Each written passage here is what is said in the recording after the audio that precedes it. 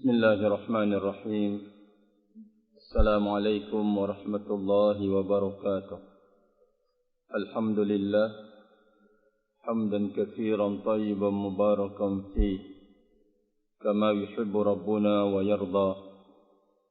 Asyhadu an la ilaha illallah wahdahu la syarika lah wa asyhadu anna Muhammadan abduhu wa rasuluh sallallahu alaihi wa ala alihi wa sallam, amma ba'du. Kita melangsungkan barakallahu fikum membaca ayat yang ke-34 dan telah lewat tafsirnya pada pertemuan yang telah lewat dan seterusnya. Qala Allahu azza wa jalla fi kitabih, setelah menyebutkan terkait dengan berlayarnya bahtera di lautan, itu merupakan tanda dari tanda-tanda kebesaran Allah subhanahu wa ta'ala untuk menjalankan atau memudahkan perjalanan bahtera itu. Allah azza wa jalla memudahkan segala hal yang dibutuhkan. Namun jika Allah subhanahu wa ta'ala berkehendak yang lain, Allah jadikan bahtera itu tidak bisa maju, tidak bisa mundur dengan menahan lajunya udara, angin, barakallahu fikum.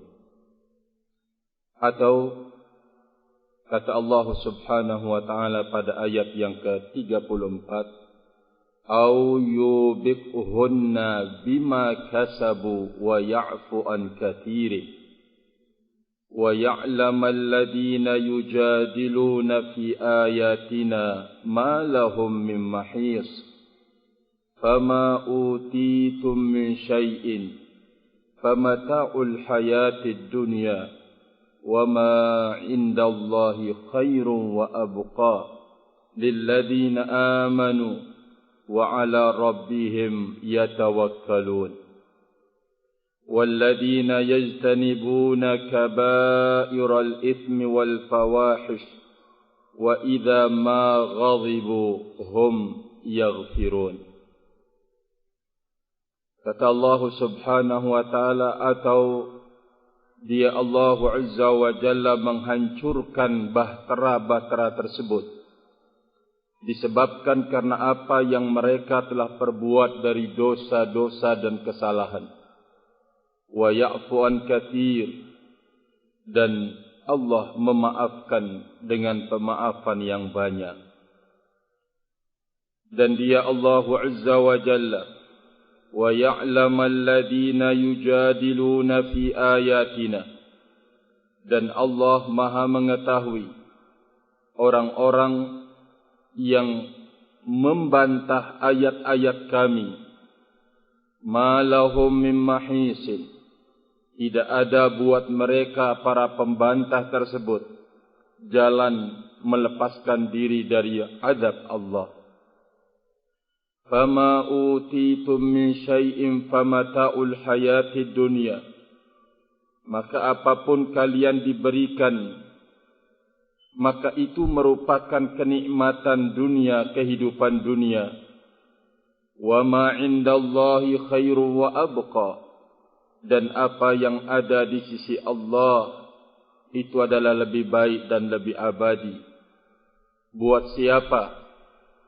Lilladzina amanu wa 'ala rabbihim yatawakkalun, buat orang-orang yang beriman dan orang-orang yang bertawakal kepada Rabb mereka. Walladzina yajtanibuna kaba'iral itsmi wal fawahish, dan orang-orang yang menjauhkan diri dari dosa-dosa besar, kaba'iral itsm, dan juga dari perbuatan-perbuatan keji. Apabila mereka marah, mereka memberikan maaf. Kita lihat tafsirnya. Qala rahimahullahu ta'ala, thumma qala ta'ala, wa ya'lamillahu alladhina yujadiluna fi wa ya'lamallahu alladhina yujadiluna fi ayatina. liyubtiluha bibatilihim. Kemudian Allah Azza wa Jalla berfirman, dan Allah mengetahui orang-orang yang membantah ayat-ayat kami, liyubtiluha, untuk mereka tolak, batalkan ayat itu, bibatilihim, dengan kebatilan mereka. Orang-orang yang berbuat demikian, Allah Azza wa Jalla Maha mengetahuinya. Siapapun yang membatalkan al-haq, maka Allah Azza wa Jalla Maha mengetahuinya.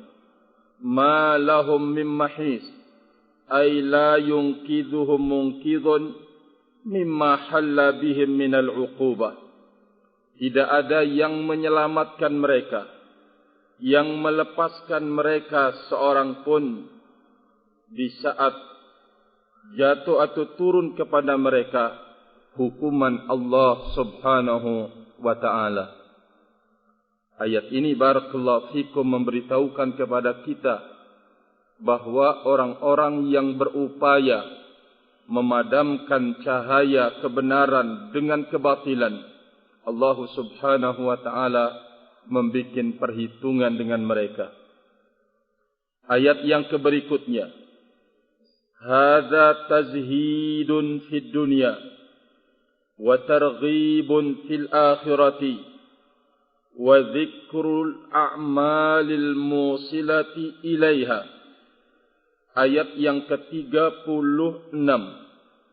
Apa yang kalian diberikan itu adalah kesenangan hidup dunia, namun yang di sisi Allah Azza wa Jalla lebih baik dan lebih abadi. Ayat ini kata beliau memberikan pelajaran satu, menanamkan jiwa kezuhudan dari dunia, tazhid, menjadikan seseorang itu zuhud dari dunia, barakallahu fikum. Kedua, memberikan pelajaran targhib, mendorong, menanamkan kecintaan kepada akhirat. Ketiga, ayat ini berbicara tentang menjelaskan perbuatan-perbuatan yang menyampaikan kepada negeri akhirat tersebut. Kemudian beliau menjelaskan, faqala fama utitum min syai' min mulkin wa riyasatin wa amwalin wa banin wa sihhatin wa afiyatin badaniyah famata'ul hayatid dunya lidzatun munghassatun munqati'ah. Apa yang kalian diberikan dari mulk, kekuasaan, kepemimpinan, harta benda, anak-anak, kesehatan badaniyah yaitu badan, semuanya itu adalah kenikmatan hidup dunia, kelezatan yang kurang dan kelezatan yang akan munqati'ah, putus. Wa ma 'indallahi minas thawabil jazil, dan apa yang ada di sisi Allah dari pahala yang besar, wal ajril jazil, dan upah nilai yang agung, wan na'imil muqim, dan kenikmatan yang abadi, khairun, itu lebih baik, min lidzati dunia, dari kelezatan-kelezatan dunia. Khairiyatun la nisbatan bainahuma, la nisbata bainahuma, yaitu kebaikan yang tidak bisa dibandingkan di antara keduanya. Memang dunia padanya kebaikan, namun kebaikan akhirat lebih baik dan lebih abadi. Li'annahu na'imun wa abqa, li'annahu na'imun la munghassa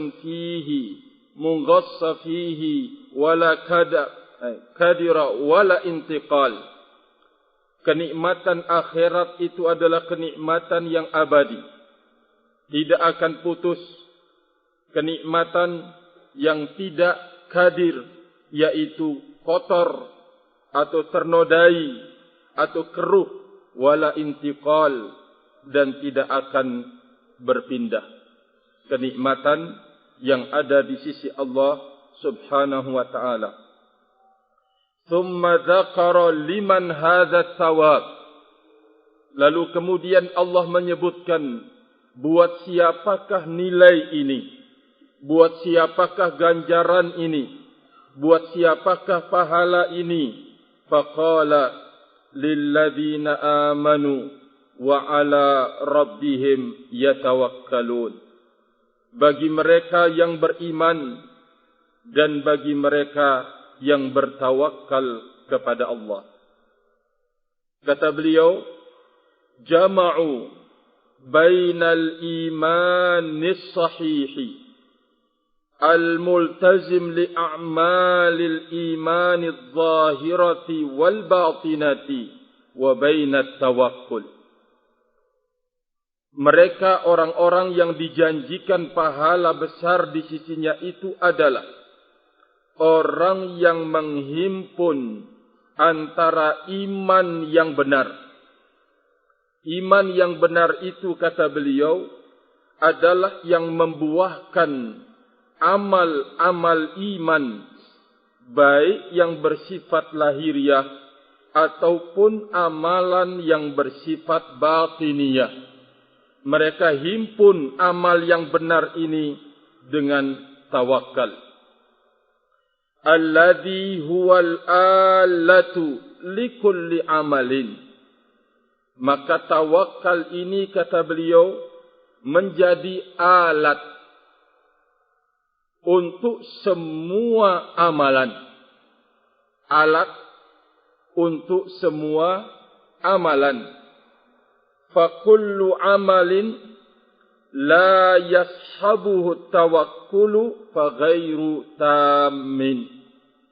Setiap amalan yang tidak dibarengi dengan tawakal, maka amalan itu tidak sempurna. Bagaimana gambaran tawakal untuk kemudian mengiringi setiap amalan yang kita lakukan? Beliau mengatakan, wa huwa ay tawakkul. Tawakal itu adalah al-i'timadu bil qalbi ala Allah. Satu, tawakal itu adalah bersandar dengan hati kepada Allah Subhanahu wa ta'ala. Berarti sekarang kita mengambil salah satu contoh, bahwa amalan itu butuh kepada tawakal. Taruhlah salat, taruhlah kita belajar agama Allah Subhanahu wa ta'ala, amalan besar, dan ini adalah amalan iman. Ternyata harus pada amalan besar ini ada tawakal. Menyandarkan hati kepada Allah Azza wa Jalla dalam hal apa? Fi jalbi ma yuhibbuhu al-abdu wa daf'i ma yakrahuhu. Dalam hal mengambil manfaat apa yang dicintai oleh hamba, mendapatkan, menyandarkan hati kepada Allah dalam perkara meraih apa yang dicintai oleh hamba dan menolak apa yang tidak disukainya. Al-i'timad. Berikutnya, ma'athiqati bihi ta'ala. Ada kepercayaan, thiqah, percaya kepada Allah Subhanahu wa ta'ala. Apapun yang kita kerjakan, yang kita perbuat, dari semua yang terkait dengan urusan duniawi atau urusan ukhrawi, maka dia harus dibarengi dengan tawakal kepada Allah Subhanahu wa ta'ala. Kita mengambil sekarang contoh, yaitu belajar ilmu agama. Nabi sallallahu alaihi wasallam telah menyebutkan bahwa termasuk dari 3 orang yang dinyalakan api neraka pertama kali, di antaranya orang yang belajar ilmu agama atau orang yang membaca Al-Quran, belajar Al-Quran supaya dikatakan alim atau dikatakan qari. Barakallahu fikum. Lah, ini kan malapetaka. Mara bahaya di saat niat itu salah dan keliru. Malapetaka di dalam beramal. Maka di saat itu kita harus menyandarkan diri kepada Allah untuk menolak kemauan dan keinginan jelek tersebut. Harus meminta bantuan dan pertolongan kepada Allah.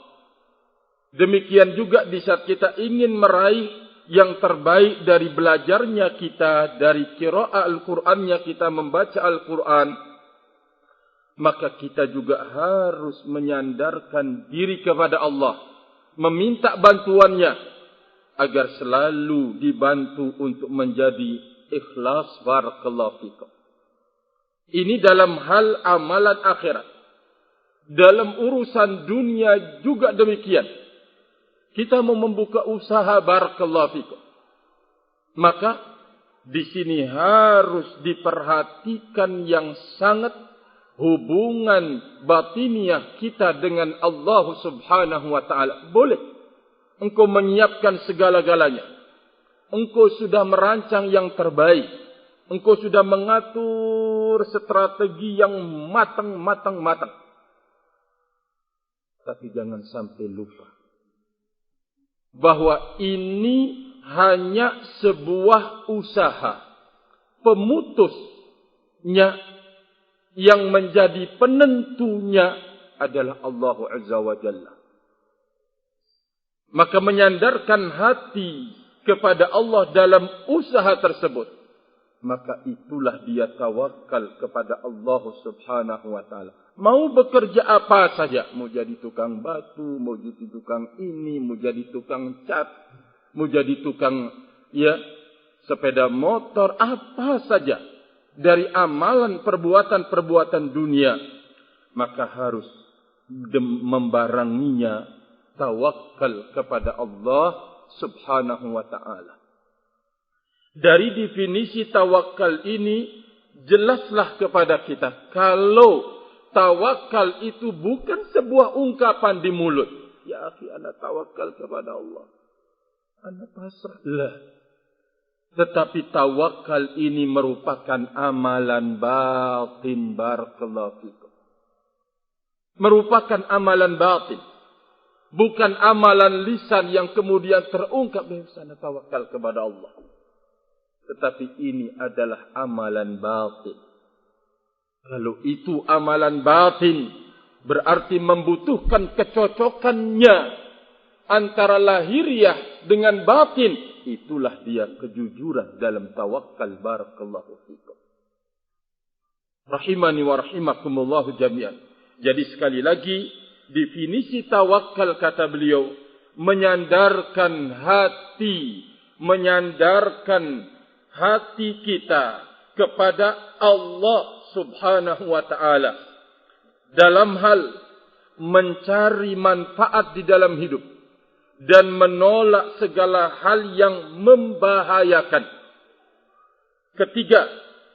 Yang kedua, as-siqatum bihi ta'ala, percaya Allah mampu untuk kemudian membantu, menolong apa saja yang mungkin kita enggak punya, tapi kita punya niat. Kita coba berupaya. Ya. Yang mampu adalah orang-orang hebat, orang-orang kaya, orang-orang ini. Ternyata orang-orang miskin juga mampu untuk melakukannya. Tawakal harus dibarengi kepercayaan yang tinggi kepada Allah Azza wa Jalla. Terus yang ketiga apa? Tadi yang disebutkan. amal itu barakallahu fikum merupakan sebab. Makanya di saat ulama kita berbicara tentang permasalahan tawakal manusia dengan tawakal, ada 3 bentuknya.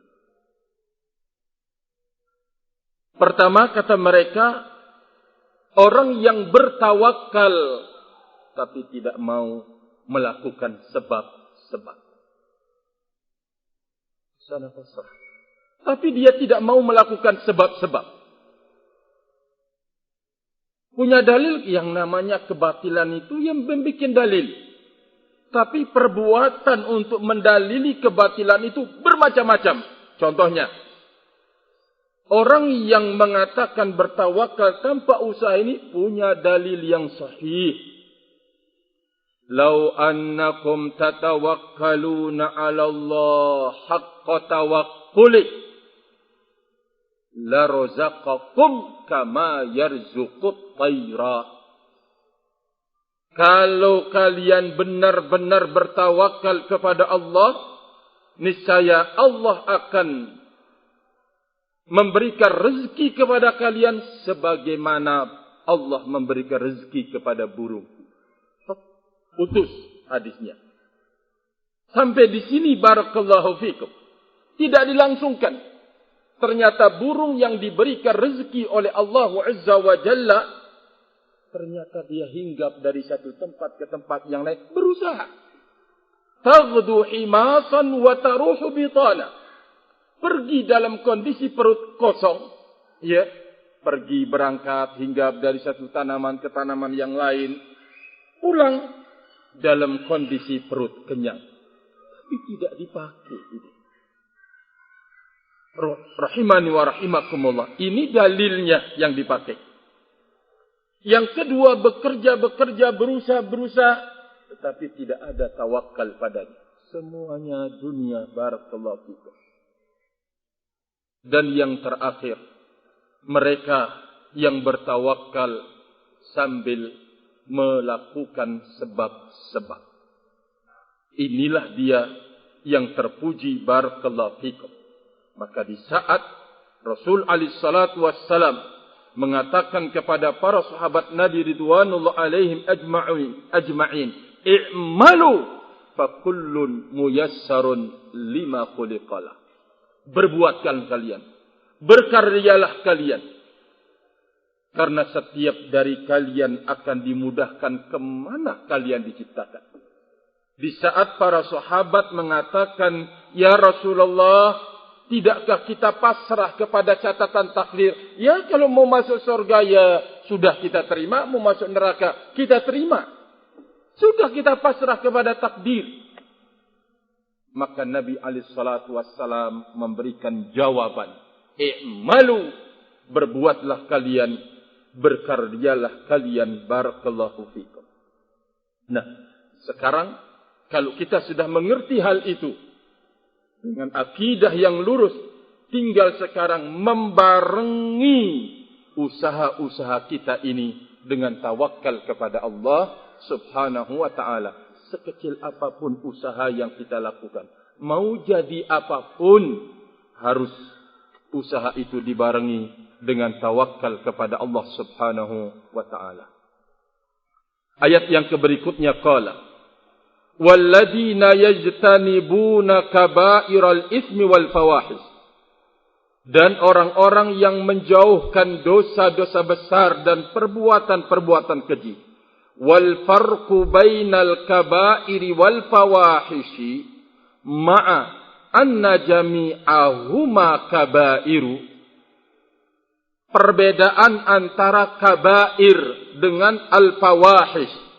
Kabair dosa-dosa besar, al-fawahish perbuatan-perbuatan keji juga dosa besar. Ma'anna jami'ahuma kabair. Kedua-duanya adalah dosa besar. Apa perbedaannya? Beliau mengatakan, annal fawahisha hiya az-dzunubul kibar allati fin nufusi da'in ilaiha. kekejian-kekejian itu, perbuatan-perbuatan dosa keji itu adalah dosa-dosa besar yang jiwa-jiwa ini da'in ilaiha, terpanggil untuk mengerjakannya, seperti az-zina, ya, nafsu, barakallahu fikum. Ini disebut dengan fawahish, perbuatan-perbuatan keji. Wal kabair, adapun dosa besar, ma laisa kadzalik, bukan dorongan dari hawa nafsu. Ya, ini perbedaan yang beliau sebutkan. Hadza indal iqtiran. Ini kalau bertemu al kabair wal fawahish, bertemu dalam satu kalimat. Ya, maka maknanya perbedaannya ini dia. Kalau dosa-dosa besar al-kabair, sesuatu yang tidak ada kaitannya dengan nafsu birahi. Adapun fawahish, kaitannya dengan nafsu birahi, barakallahu fikum. Ini kalau kedua-duanya disebut bersamaan. Wa amma ma'a ifradin, kullum minhuma 'anil akhar yadkhulu fi. Tapi ketika disebut sendirian al-kabair, cuma itu aja disebut dalam sebuah ayat atau hadis. Dalam ayat atau hadis al-fawahish saja disebut, tidak ada kabairnya. Maka kata beliau, adapun ketika disebut menyendiri, maka masuk yang lain. Al-kabair disebut saja, maka masuk padanya fawahish. Fawahish disebut saja, maka masuk padanya al-kabair. Kalau dua-duanya disebut, ini dia perbedaannya. Al-kabair, al-fawahish terkait dengan girah nafsu untuk melakukan dosa tersebut. Ya, contoh zina, barakallahu fikum. Ini termasuk dalam perbuatan fawahish. Ya. Sama juga dengan antara Islam dengan iman. Kalau dia bertemu, masing-masing punya makna sendiri. Kalau dia berpisah, iman, innalladzina amanu, misalkan, tidak disebutkan Islam. Maka iman di sini masuk padanya Islam. Ketika Islam disebut, tidak ada iman, berarti dalam Islam itu masuk definisi al-iman. Ketika dua-duanya disebut, para ulama menyebutkan, Islam amalan-amalan lahiriah. Iman terkait dengan amalan-amalan batiniyah. Ini barakallahu fikum yang beliau jelaskan. Terakhir beliau mengatakan, wa idza ma ghadibu hum yaghfirun. Amalan yang sangat berat di dalam hidup. Dan apabila mereka marah, mereka memberikan maaf. Ai qad takhallaqu bimakarimil akhlaq. Mereka telah berakhlak dengan akhlak-akhlak yang mulia. Wa mahasinis syiyam, dan kebagusan-kebagusan perangai. Fasaral hilmu lahum sajijiyah. Maka sifat sabar sekaligus maaf menjadi karakter mereka.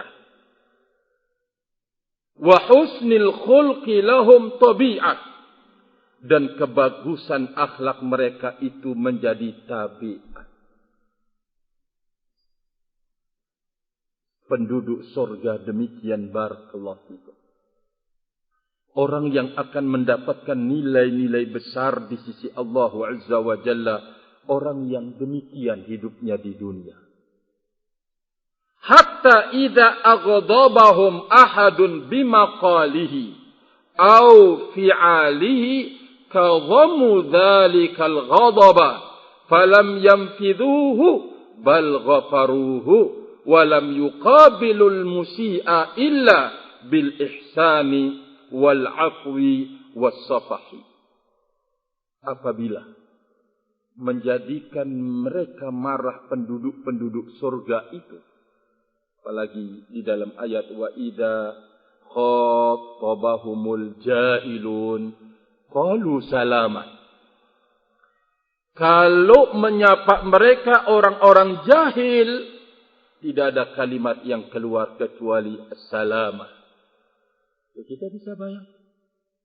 Kalau orang jahil dengan tabiat kejahilannya menyapa, ya tentu kan akan keluar kata-kata olok, ejekan. Tidak ada dari penduduk surga yang berjalan di muka bumi ini keluar kecuali kata-kata yang mengandung penuh keselamatan. Allahu yahdi. Aslahakallah. Ya. Jadi barakallahu fikum. Allah Azza wa Jalla menyebutkan bahwa orang-orang yang menjadi penduduk surga yang disiapkan nilai besar oleh Allah Azza wa Jalla, berjalannya di dunia ini indah memang. Indah, barakallahu fikum. Ya. Walaupun bersamaan keindahan itu ya ada koreng-korengnya. Sedikit, nanti kembali lagi indah. Ya, nanti barakallahu fikum, ya sobek lagi, kembali indah. Bertaubat kepada Allah Azza wa Jalla. Kata beliau, kalau ada orang yang memancing emosional mereka dengan ucapan atau dengan perbuatan-perbuatan, kadhamu dzalikal ghadab. Mereka tahan marah tersebut. Mereka tahan. Ini kan berat. Berat sekali menahan marah itu, barakallahu fikum. Dengan Pak Wadi. Berat kan? Makanya Nabi sallallahu alaihi wasallam mengatakan, bukan orang yang kuat itu orang yang bisa membanting. Pak Edi bisa membanting Mike Tyson enggak? Jadi kalaupun bisa, bukan orang kuat itu. Orang kuat itu adalah orang yang bisa menahan marah, kata Rasul alaihi salatu wassalam. Memang berat, barakallahu fikum. Rahimani wa rahimakumullah jami'an. Jadi mereka tahan marah tersebut. Mereka tidak kemudian membuktikannya. Kan marah itu ya kepinginnya dibuktikan.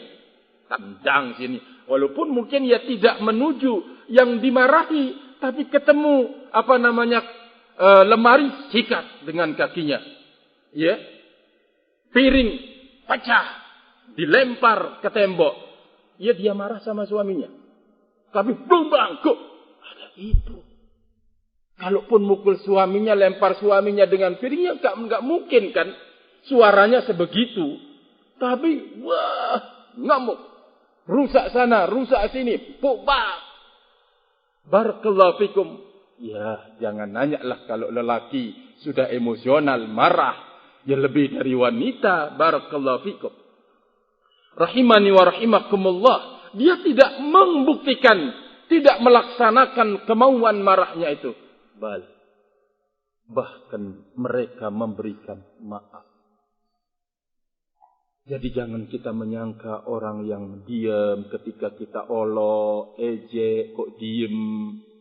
Ketika kita berbuat sesuatu yang terkait dengan hartanya, dia diam kok enggak marah. Jangan anggap bahwa mereka itu lemah.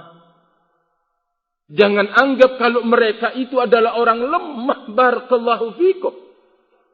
Jadi orang-orang yang kuat dan kokoh, rahimani wa rahimakumullah, yang dia terus menjaga marahnya untuk tidak kemudian dikeluarkan.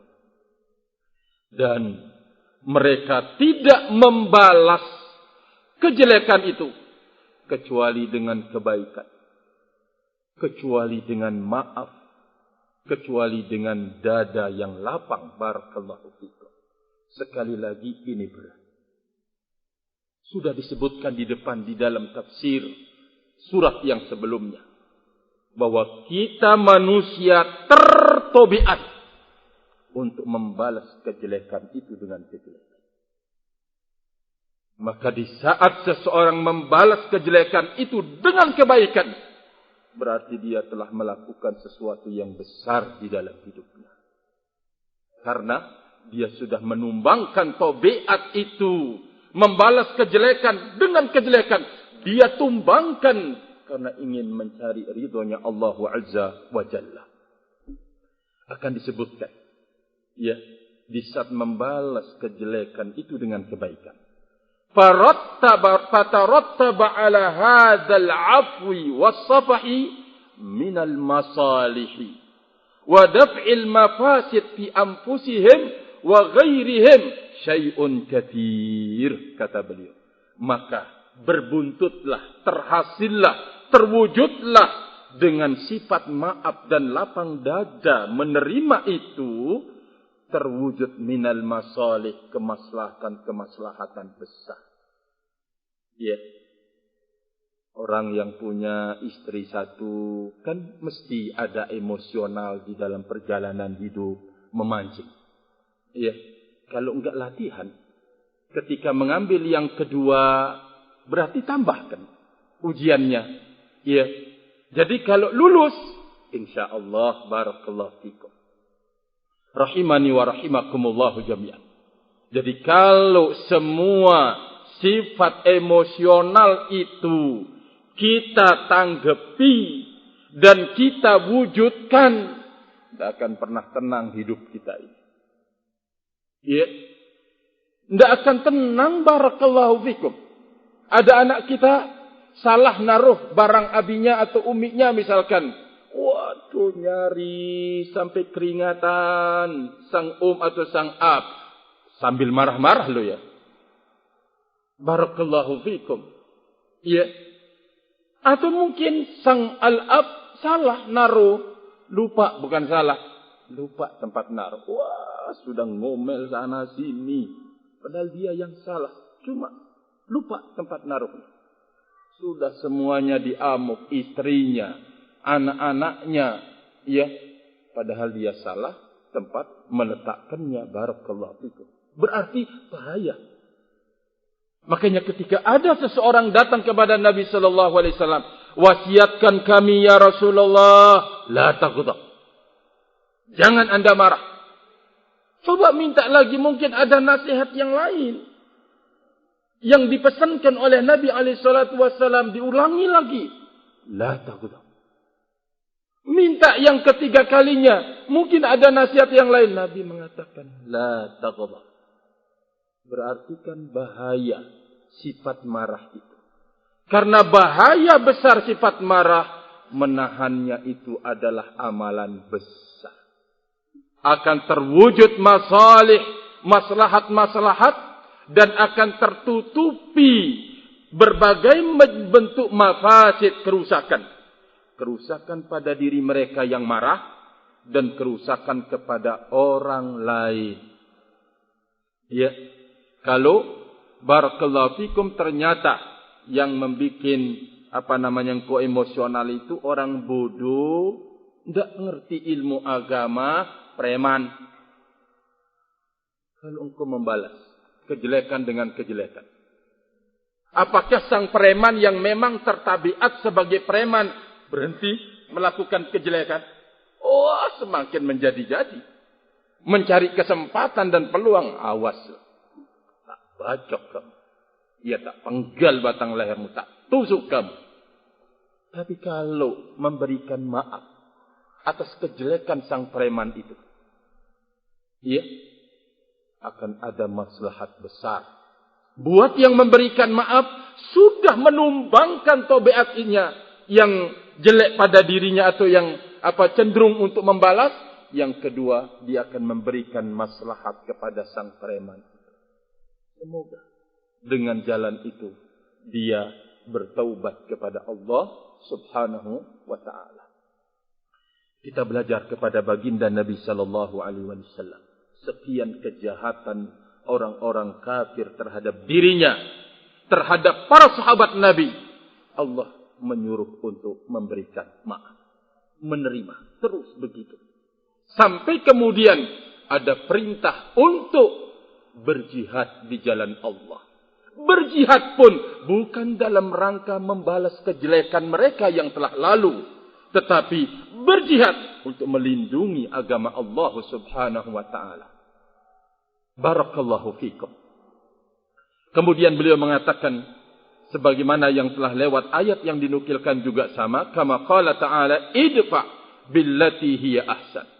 Fa idzal ladzi bainaka wa bainahu adawah ka'annahu waliyyun hamim.